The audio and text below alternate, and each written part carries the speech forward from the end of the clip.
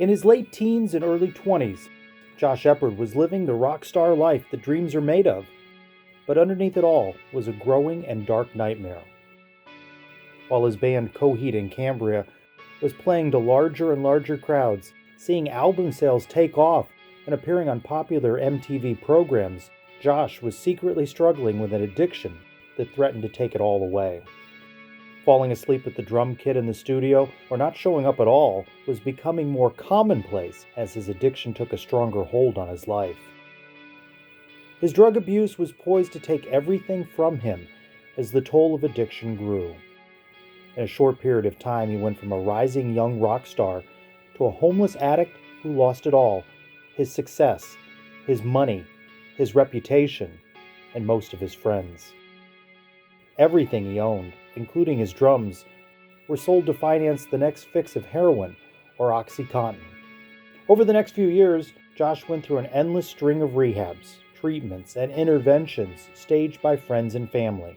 All of them ended in failure and relapse. Josh was on the brink of paying the ultimate price for his addiction, paying with his life.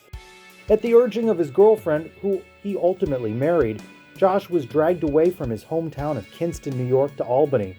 There he didn't have to hide from drug dealers and others chasing down debts he owed. In Albany, he was finally out of an environment where he knew the local drug dealers and where to find drugs.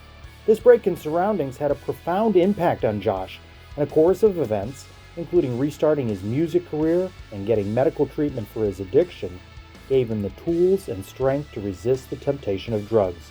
Josh openly admits that at first, he stopped using drugs to get people off of his back. But as sober days turned into weeks, then months, and finally a whole year, he knew it was time to move forward, reclaim his life, and leave drugs in his past. Shedding addiction allowed Josh to return to Coheed and Cambria, and he's once again making music and traveling the globe, playing sold-out shows for his fans. Almost 15 years clean, Josh is ready to tell his story.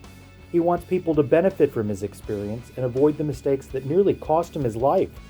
His goal is to reach young people and give them the tools and knowledge to resist the lure of drugs. He wants to reach those still struggling with addiction and share a message of hope that recovery is possible, and that no recovery option should be shunned or stigmatized if it can make a difference and save lives. Josh also has a message for doctors, nurses, and counseling professionals that deal with addiction. He wants to give them insight into the mind and ways of an addict, leading to more effective treatment and fewer relapses. Josh will tell you, it's not easy to tell his story. It's full of regrets and heartache, memories of lost opportunities, and a reminder of the pain that he's caused to so many that did nothing but try to help him. But as difficult as his story is to tell, he knows he can make a difference as he lives by the motto, "You've got to come clean to get clean."